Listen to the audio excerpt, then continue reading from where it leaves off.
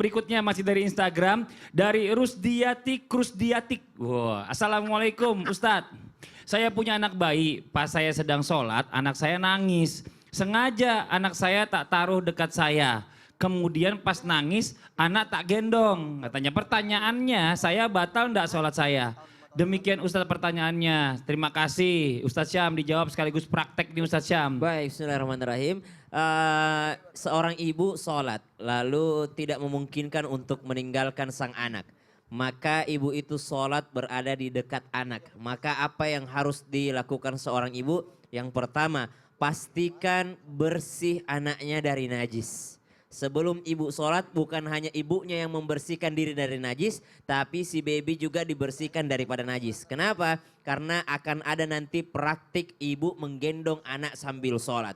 Bahkan digendong dari awal pun it's okay, tidak apa-apa. Karena pernah dicontohkan oleh baginda Nabi SAW ketika beliau berkhutbah, ketika beliau sholat sambil menggendong anak kecil. Namun yang perlu diperhatikan adalah kebersihan daripada anak ini. Jadi kan kalau ibu-ibu kalau nggak punya bayi yang diperhatikan kebersihan kita saja. Kebersihan tempat kita, kebersihan pakaian kita, dan kebersihan diri kita dari hadas, dari najis.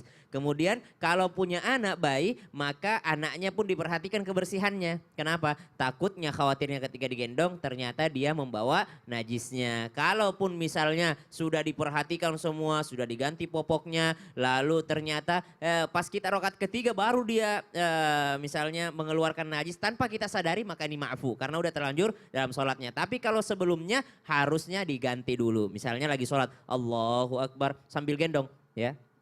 Allahu Akbar sambil menggendong anak tidak apa-apa Bu. Jadi jangan ditaruh. Tapi sebelum sholat pun udah digendong duluan ya. Allahu Akbar. Kapan ditaruhnya? Pas ruku taruh di ranjang ya. Sami Allahu liman hamidah. Allahu Akbar. Atau pas mau sujudnya baru ditaruh di ranjangnya. Itu popoknya kan nggak ketahuan tuh kalau misalnya ini. Dari awal ganti popok dulu aja. Makanya sebelum sholat bukan hanya ibu yang membersihkan diri tapi si bayinya juga dibersihkan. Maka subhanallah dari pelajaran yang kita ambil hari ini, sholat ini insya Allah tidak disulitkan oleh Allah Subhanahu wa Ta'ala, tidak disulitkan oleh syariat, seakan-akan memberikan kita jawaban bahwa kita sangat harus memperhatikan yang namanya sholat ini. Gak boleh kita yang namanya main-main dengan sholat ini, sedikit-sedikit meninggalkan sholat, uzur sedikit meninggalkan sholatnya. Dan juga dalam sholat ini dibutuhkan kekhusyuan. Apa itu tanda kekhusyuan? Kekhusyuan itu adalah ketika kita fokus dalam bacaan kita, ketika kita fokus dalam gerakan kita, ketika kita fokus dalam keadaan kita sholat, ketika kita berkonsentrasi dalam keadaan mengingat Allah Subhanahu wa Ta'ala.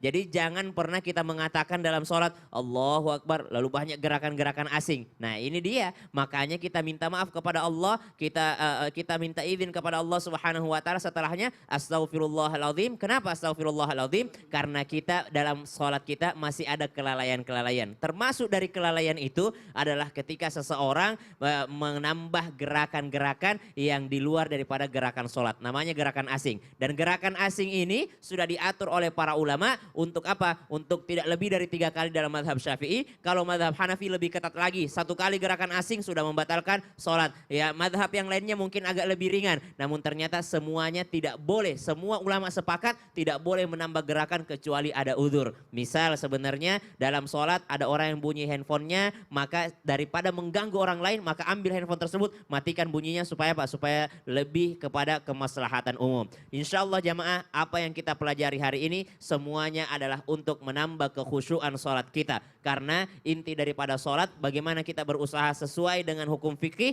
sesuai dengan hukum kekhusyuan kita, sesuai hati kita tersambung dengan Allah. Urusan diterima atau tidak diterima adalah dari Allah Subhanahu wa Ta'ala. Ini adalah haknya Allah Subhanahu wa Ta'ala memberikan kita garansi apakah kita ini diterima atau tidak. Tapi kita sebagai manusia, sebagai umat muslim yang berakal, mestinya mempelajari bagaimana syarat sahnya sholat, bagaimana rukun sholat, dan bagaimana jikalau ada kesalahan dalam sholat yang kita lakukan. Bagaimana cara membayar kesalahan ini? Maka alhamdulillah hari ini kita sudah mengambil pelajaran daripada guru-guru kita. Nah sekarang kita meminta kepada Allah Subhanahu wa Ta'ala untuk apa? Untuk senantiasa diberikan kekhusyuan di dalam hati kita. Senantiasa kita zikrullah, selalu mengingat Allah Subhanahu wa Ta'ala, tersambung dengan Allah Subhanahu wa Ta'ala. Karena bukan hanya sholat itu bukan hanya sekedar gerakan, tapi sholat itu ada bacaan di dalamnya dan juga ada hati yang selalu tersambung dengan Allah Subhanahu wa taala. Dari gerakan yang khusyuk menjadi bacaan yang khusyuk, dari keduanya ini menjadi hati yang khusyuk senantiasa tersambung dengan Allah Subhanahu wa taala. Wallahu taala. Jazakallah khairan kasiran. Sekarang buat jamaah Islam itu yang ada di rumah, yuk sama-sama kita angkat tangan kita minta keberkahan oleh Allah Subhanahu wa taala di pagi hari ini. Mudah-mudahan segala urusan kita dipermudah,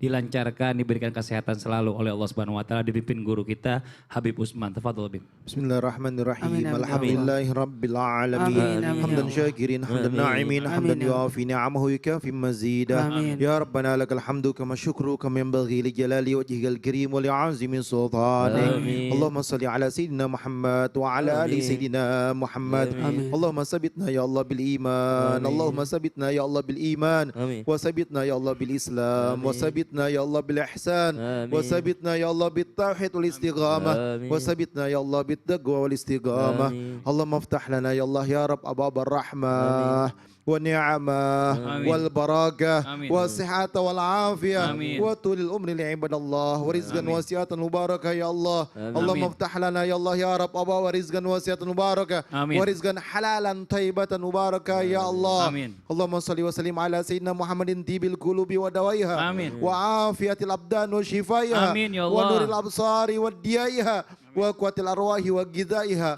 Ya Allah ya Tuhanku, ampunilah dosa-dosa kami ya Allah. Rabbana atina fid dunya hasanah wa fil akhirati hasanah wa qina adzabannar. Wa Amin. sallallahu ala sayyidina Muhammadin wa ala alihi wasallam. Alhamdulillahirabbil alamin. Amin, amin ya rabbal alamin. Masya Allah, alhamdulillah, demikianlah perjumpaan kita hari ini. Semoga bermanfaat. Sekali lagi mohon maaf atas segala kekurangan. Wabillahi taufiq wal hidayah. Wassalamualaikum warahmatullahi wabarakatuh. Waalaikumsalam warahmatullahi wabarakatuh. Ya Rabbi bil Mustafa balligh maqasidana waghfir lana